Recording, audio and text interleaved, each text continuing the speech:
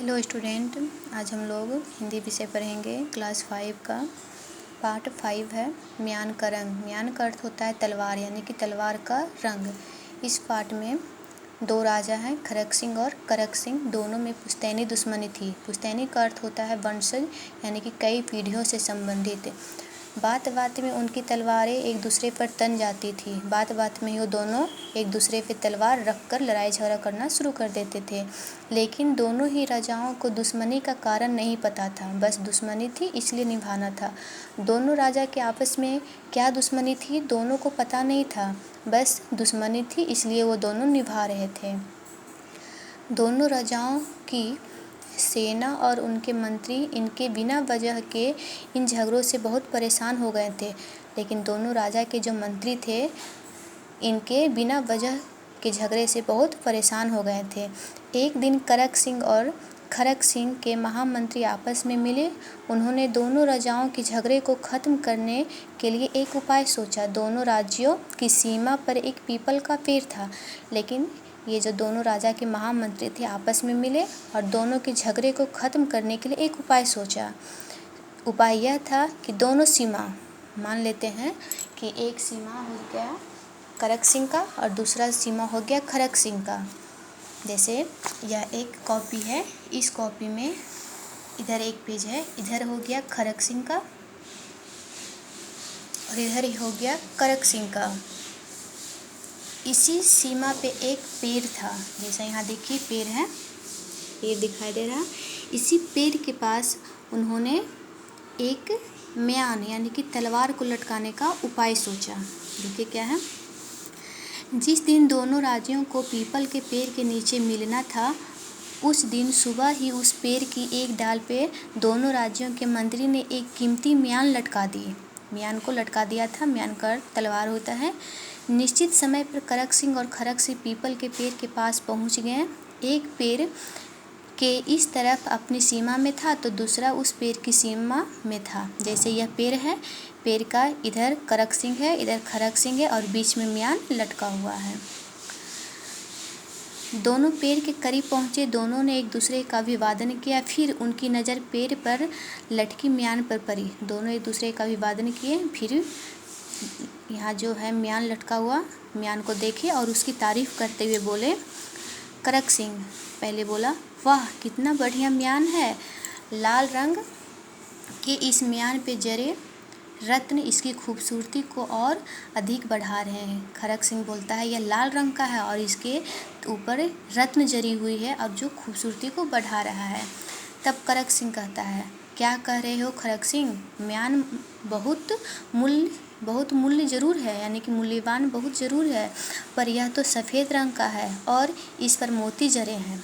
लेकिन करक सिंह कहता है, यह मूल्यवान है लेकिन यह सफ़ेद रंग का है और इस पर मोती जरे हैं। जबकि खरक सिंह को गुस्सा आ गया। बोले, तुम झूठ बोल रहे हो। मुझे साफ दिखाई दे रहा है कि म्यान लाल रंग का है और इस पर रत्न जरे हैं।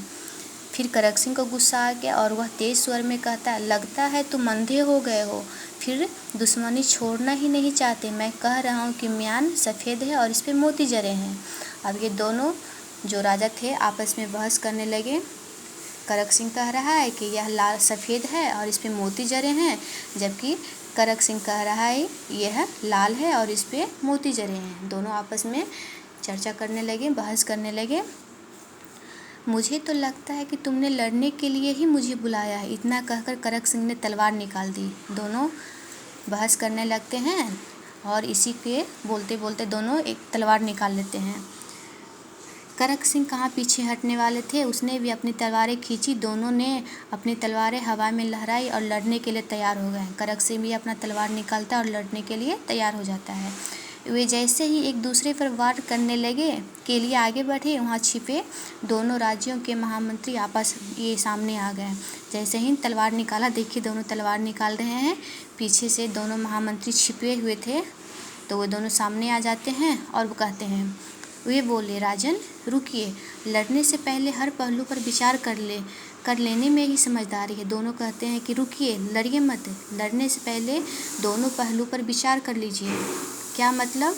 दोनों राज्यों ने, ये राजाओं थे वो चौंक कर पूछे, दोनों राज्य जो थे वो चौंक कर पूछते हैं कि आखिर बात क्या है।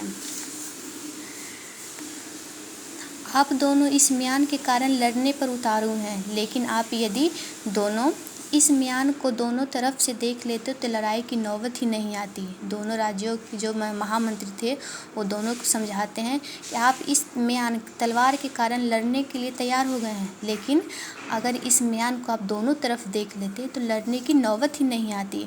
असल में आप दोनों सही बोल रहे हैं, यह म्यान एक तरफ से लाल और दूसरी तरफ से सफ़ेद है। जो महामंत्री वो समझा रहे हैं कि आप दोनों सही कह रहे हैं, एक तरफ से यह म्यान लाल है और दूसरी तरफ से यह सफ़ेद है।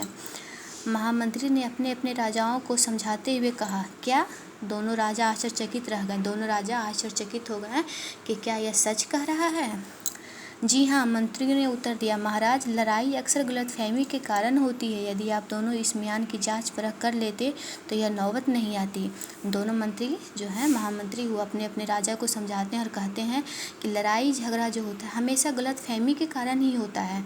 अगर दोनों जांच परख कर ले तो लड़ाई की नौबत ही नहीं आती। आप दोनों राजाओं को अपनी अपनी गलती का एहसास हुआ। दोनों जो राजा थे, दोनों को गलती का एहसास हो जाता है। उन्हें अपने महामंत्रियों की बात समझ में आ गई। उस दिन के बाद उन्होंने प्रण कर लिया कि वे भविष्य में कभी नहीं लड़ेंगे। दोनों को एहसास हुआ, दोनों राजा को, कि हम लोग जो इतने बरसों से पुश्तैनी जो हम दोनों के बीच में दुश्मनी है, हमारे परिवारों के बीच में जो दुश्मनी है, तो उस पर बहुत ही उसे गलतफहमी का एहसास होता है और उस दिन से वो प्रण करता है कि आगे से हम लोग लड़ाई झगड़ा कभी नहीं करेंगे। और कहते हैं वे भविष्य में कभी नहीं लड़ेंगे। भविष्य में भी हमारी जो पीढ़ी होगी, दर पीढ़ी होगी, वो भी कभी भी लड़ाई झगड़ा नहीं करेंगे। इस प्रकार मंत्रियों की सूझबूझ से दोनों राजाओं की पुश्तैनी दुश्मनी समाप्त हो गई। सूझबूझ मतलब होता है उपाय।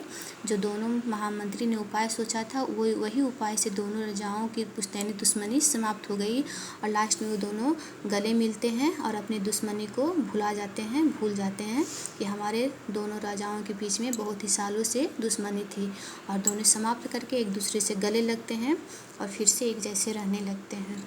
ठीक है, तो यही एक कहानी थी म्यान की कि हमेशा गलतफहमी के कारण ही लड़ाई झगड़ा होती है, इसलिए हमें सबों से मिलजुल कर रहनी चाहिए।